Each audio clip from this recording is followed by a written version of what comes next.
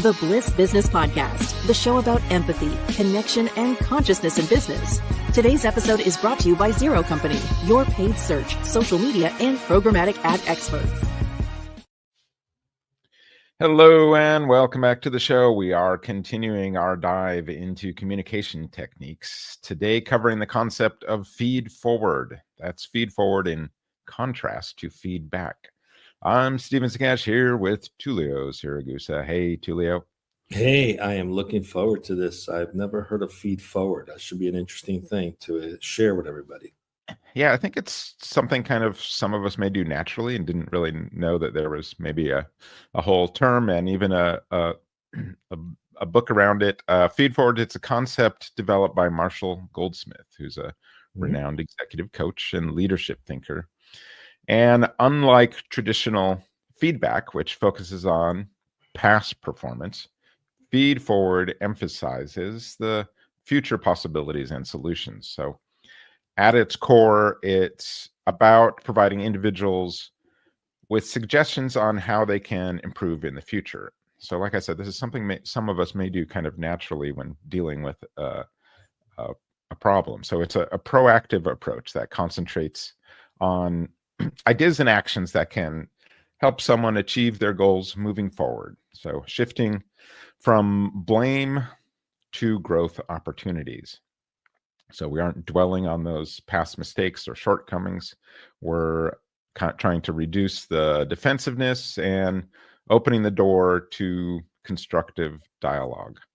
So it's, it transforms conversations from about being what went wrong to about what could be better. So I'm sure many of you in your communication styles probably do a lot of this, right? Some of you, if you don't, then, this is a good topic for you to kind of think about.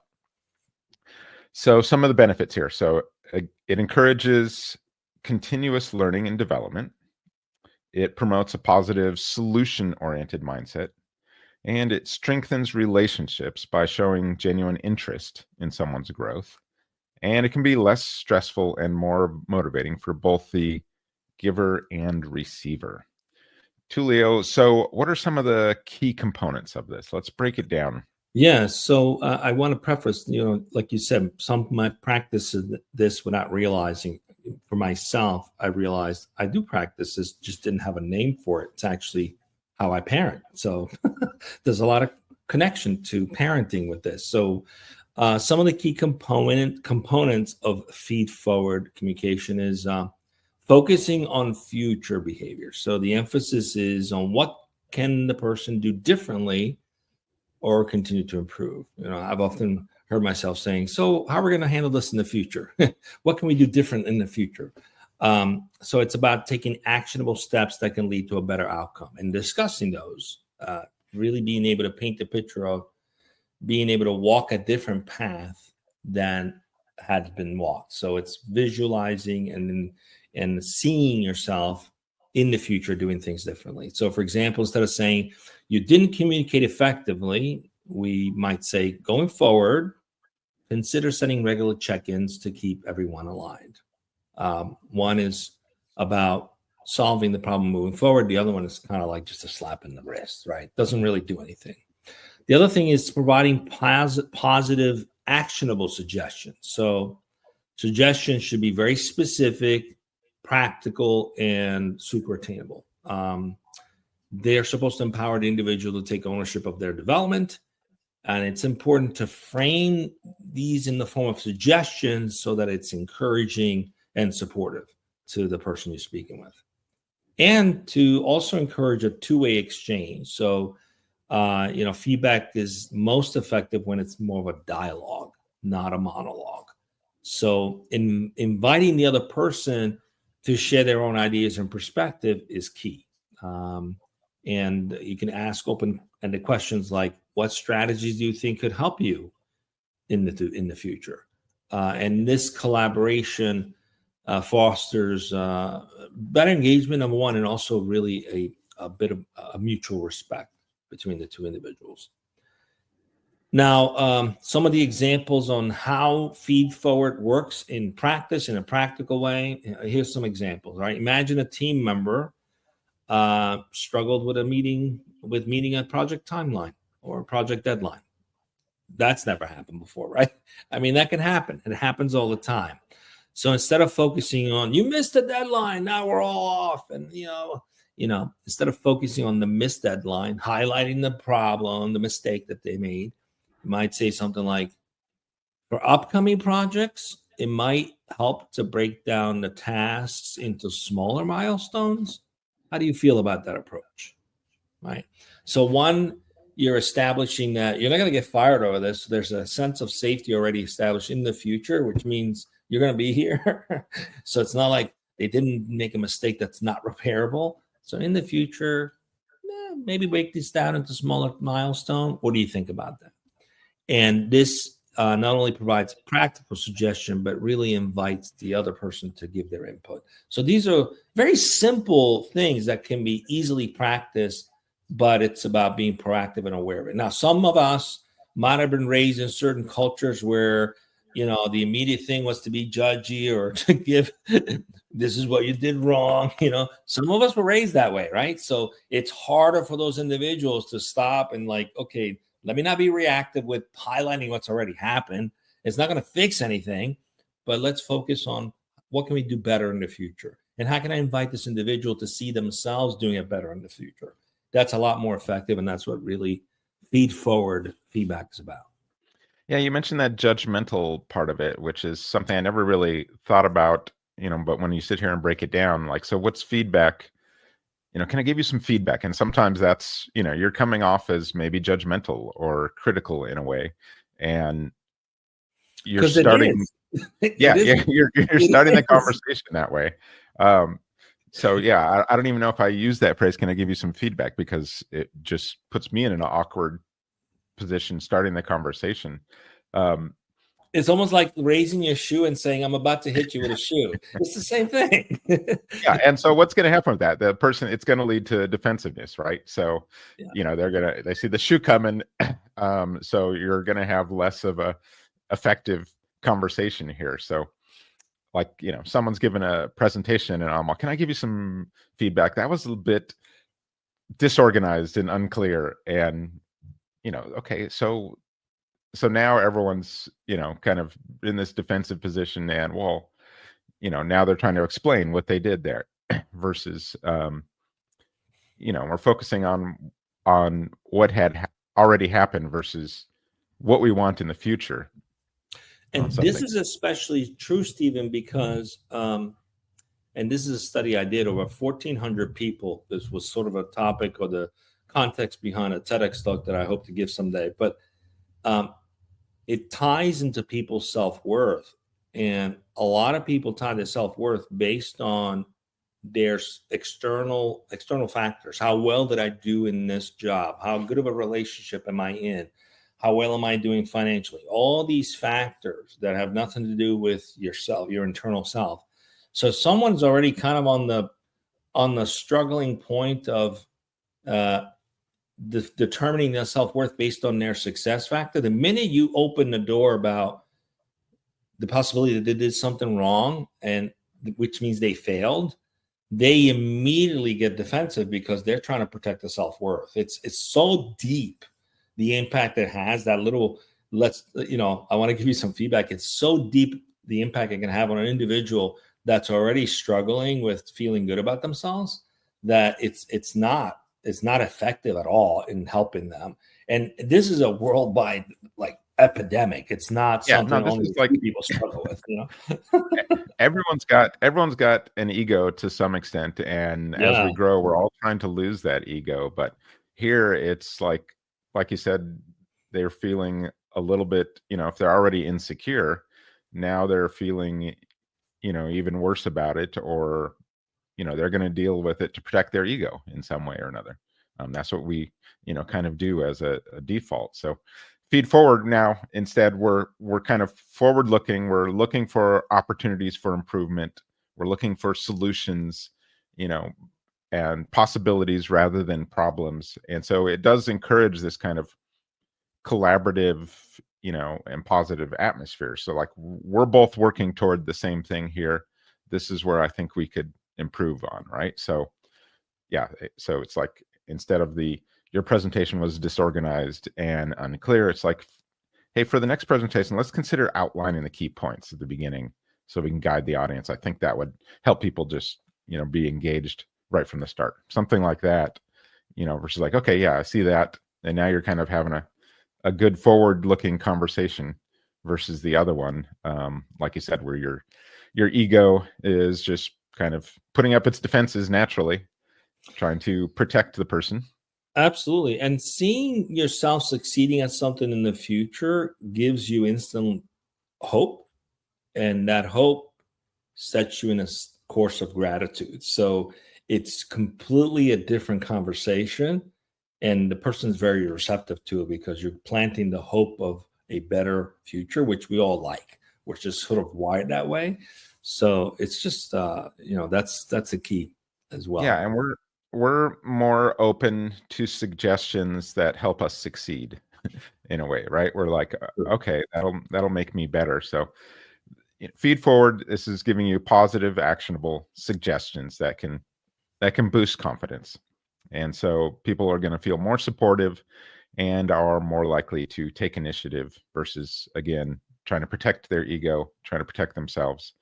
So Tulio, what are the challenges for us in implementing this? So we touched on a few of these challenges. We touched on a few of them. But the first, probably the most challenging, is overcoming habitual feedback pattern. It's our default go-to for whatever reason, the way we were raised, many factors, right? So one of the challenges that many of us are conditioned to provide feedback in a traditional way. So it takes conscious effort to reframe the conversation to be future focused. So that's the number one biggest opportunities. You've got to catch yourself and transform into a proactive way of giving feedback. So that's a conscious effort that could take time, perhaps even several months of practice before it becomes habitual. And then also building trust is another big thing to focus on, because trust is really essential for feed forward to be effective. And people need to believe that you have their best interest at heart. So it's got to come from a place of care, not a place of being punitive. So if you catch yourself as needing to correct people, you might need to practice a little bit of empathy and care, and that could take some time to develop that as a habit. And then some practical tips is like start by practicing feed forward in low stake situations, right? So in smaller things where if you mess up, it's not going to create a distrust or a disconnect. And then be genuine in your intention to help another person grow. And that's often realizing that your role as a leader, because a lot of this is coming from leaders, is really to help other people grow. It's a mission. It's part of the what makes a great leader. So owning that intention is critical.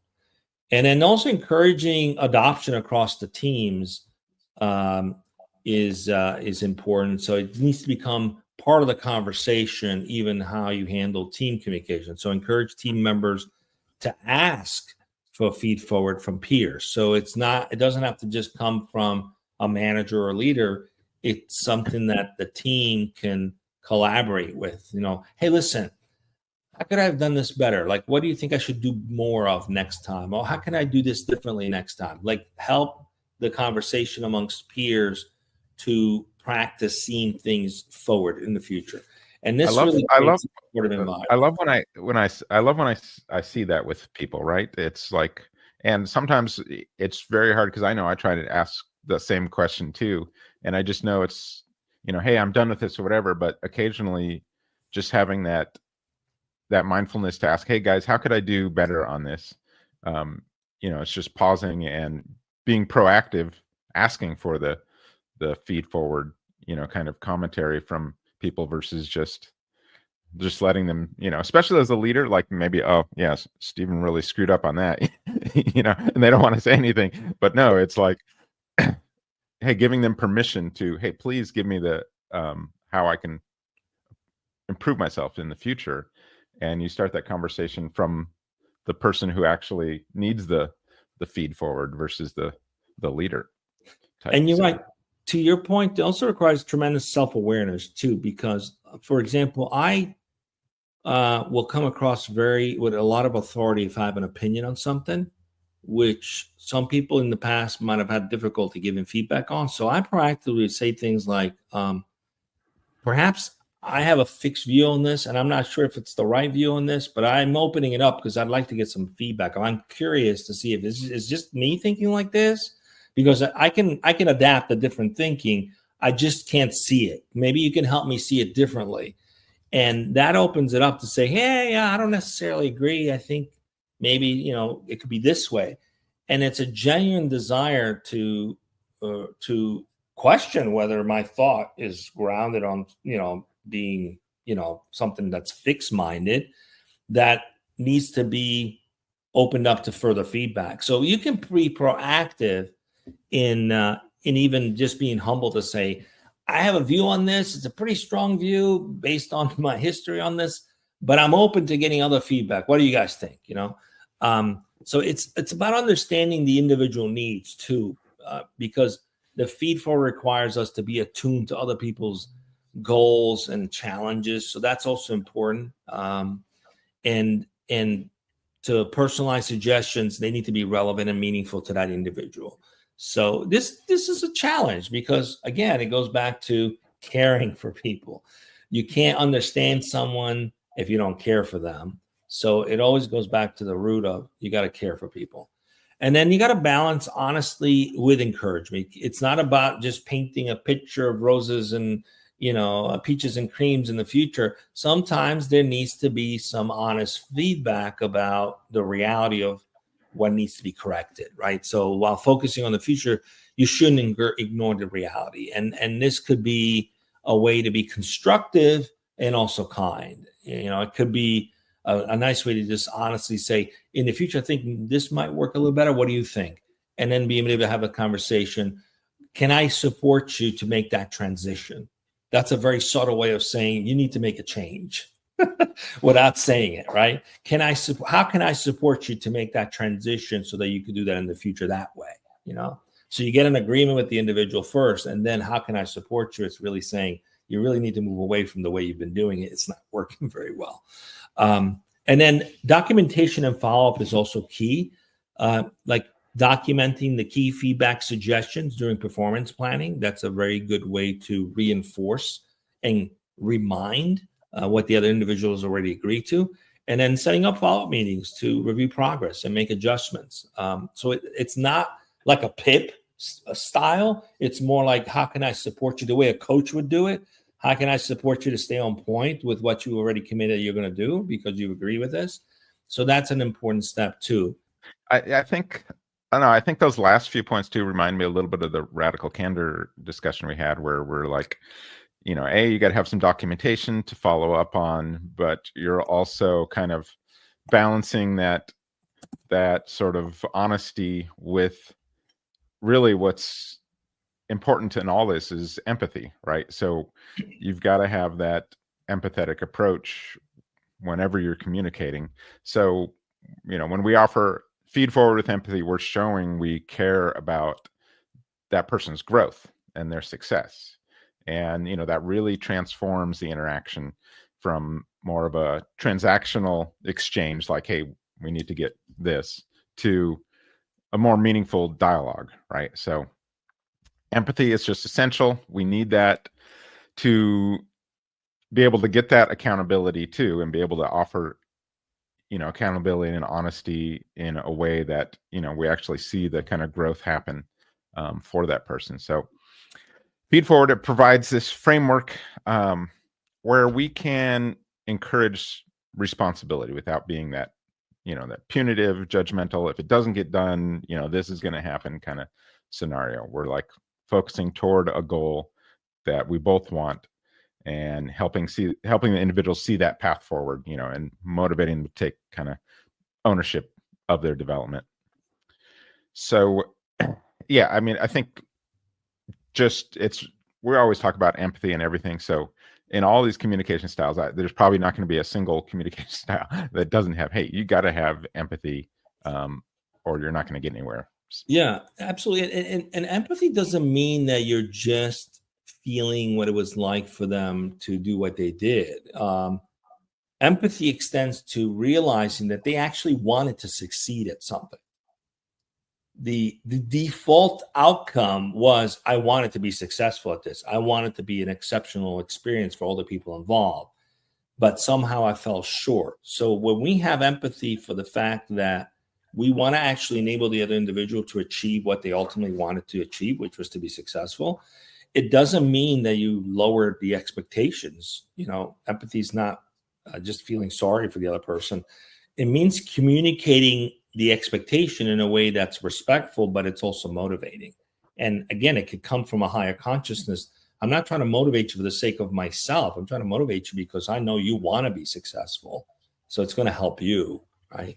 And that collaborative suggestion making we talked about is key because you want to frame suggestions as collaborative ideas rather than directive.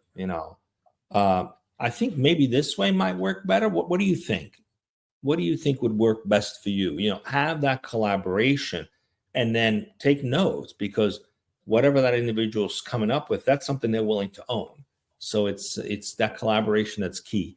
And using languages is like using language like, what do you think about trying this? Or perhaps we could consider instead of you could consider. So you're participating in the a resolution, right? So it's always about building trust, and you really can build trust through empathy, because when people feel understood and supported, they're more open to suggestion.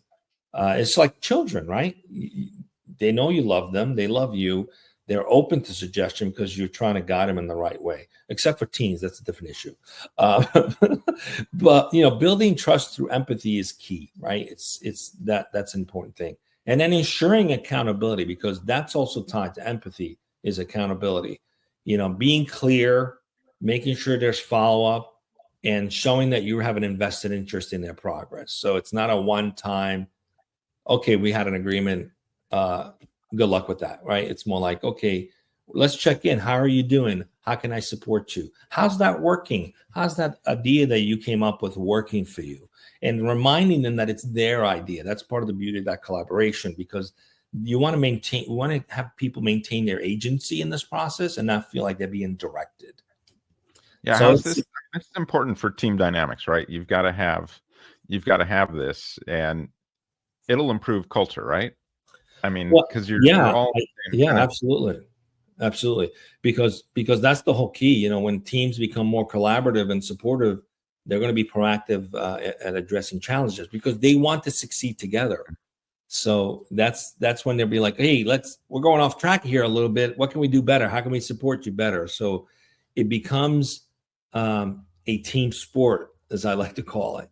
And the individuals feel more motivated when they know their leaders and their peers have an invested interest in their success. And that's the key. It's not just creating a relationship where you as the leader have a vested interest in them. You want to create an environment where the entire team knows what's at stake for each individual. When you marry these two things, that's when people really feel supported. If I'm getting some resistance from someone on this, how should I make sure we keep making progress? Well, again, in those cases, it's about reinforcing the shared goals and the importance of those. Their role can help, right? So it could be the accountability, as we said, is reinforced through consistent follow-ups and also celebrating progress and addressing feedback promptly. So when progress is made, that's a key thing. Like, I don't think we spend enough time celebrating wins, and they do play a big role in feeling encouraged, because then people actually strive more to have those wins because they want to go and check in at the next stand-up or at the next staff meeting and say, I had a win last week, because there's excitement around that. So you want to continue to do that. Yeah, that's one of the things like we have in place for trying to. We have a lot of places where we try to celebrate those wins, just because you want to make it a habit, because people need to hear those kind of things. But yeah, in that weekly sort of stand up, it's like, what wins did you have? And people definitely bring up their big wins for that week. And so we also discuss what wins we're planning to have, so the rest of the team knows what we're striving for that week too. So we talked a little bit about this, but let's dive into this a little bit more, just for leaders. We had mentioned self-awareness. I mean, that's really the big thing here is, we got to help leaders recognize their own biases and communication styles. So be aware of your emotional state. You don't want to have that knee-jerk reaction to something where you just instantly want to, kick someone out the door because of something, or yell at someone. The classic sort of boss scenarios that we see there, where maybe they're self-aware, but chances are, if you're trying to implement this kind of approach to it, you really need to pay attention to kind of what your default modes are. And I want to add a quick seed to that comment you just made, Steve, if it's okay with you. If you find yourself frustrated with someone where you're always thinking they're always messing this up, right? That's actually more a reflection on you than it is on them. That means you're not being effective in collaborating to help them grow and step into succeeding. It's more of a reflection on you as a leader than it is on them. Just remember that. If you're finding yourself that way, take a step back and say, what can I do to help this individual not do better? Yeah, absolutely. I mean, I appreciate those challenges. It's just like, okay, I always, what could I have done better? Why is this, person not responding the way I want them to? Maybe there's just a different approach. I need to be a little more skillful in some way or another. But yeah, so we need, as leaders, you got to be mindful and present and engaged in understanding them. This is why you need to meditate as a leader, so you can kind of get outside of your thoughts, see your emotions a little bit, step back from them, and then you can listen, a little more deeply and respond a little more thoughtfully during those interactions, versus thinking about it later at night, where you're going like, oh man, I really screwed that up. So practicing that mindfulness, it's really going to enhance our ability to connect with others authentically. So definitely pay attention there. Before the conversation, set an intention to support the person's growth. Be clear about this. This kind of really gives you the first step in kind of the right direction. Hey, I want to see if we can improve, this type of area. Again, use like the we language and things like that, just to soften it. And you keep the dialogue kind of aligned for that positive outcome. And then ask open-ended questions, encourage people to share their perspectives and ideas. And, hey, what are your goals moving forward with, trying to improve in this area? You kind of foster that engagement, because the chances are they'll be like, oh yeah, I want to do this, and get better at this. And you're like, oh great. Hey, can I help support you on any of those? What can we do? Do you need some more reps at this type of thing? I'll keep in mind getting you some reps so you can improve on this particular area or this particular area. So you're both kind of collaborative in that person's growth.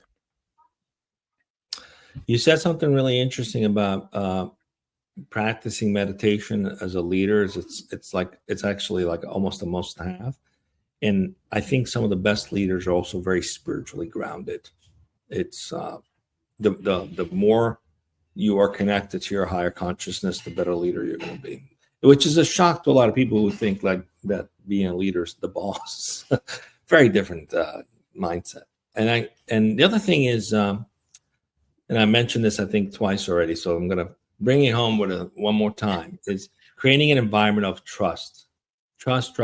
That's key, because leaders who build trust build intimacy. And that's only possible by being transparent, consistent, and showing genuine care. And when team members trust their leaders, they're more receptive to guidance. So it's really important. Trust leads to intimacy, and intimacy leads to being able to have those conversations more freely, those conversations when they need to be had, right? So conscious leaders promote self-development as well. So it's a mindset within their team. It's a growth mindset. That's part of the equation. You want to encourage people to continuously grow, invest in themselves. And then they also provide opportunities for growth, for learning, and encourage taking on new challenges, whether it's taking a course or training or participating on a project in the organization that maybe it's outside of their wheelhouse, but it's an opportunity for them to step into growth. So and this is important because when employees feel more engaged and they see their development is valued, that's when you really build that trust and that intimacy that's needed for really strong communication between the team members and the leadership. Yeah, and just to underline one last point on leadership, to be proactive with yourself. Like, how can I be better at this or this, X, Y, and Z? Ask those questions of the people you're leading, so that it's a two-way conversation, and you're showing the humility and you're modeling that growth behavior as well. So I think that's just really important as a leader to always, and because they may not, always be wanting to give you that feed forward kind of commentary, but hopefully they will. If you have this collaborative environment, everyone's doing that, and they won't feel, it won't be difficult for them if you built, like Tulio mentioned, this trusting sort of safe environment for people to have these discussions. All right. So it's easy to remember: feedback versus feed forward. Focus on the feed forward. The goal here is to move from the blame conversations to growth opportunities. And this is definitely changing the conversation more focused toward successful future outcomes. That's it for today's show. We will see you on the next Bliss Business Podcast.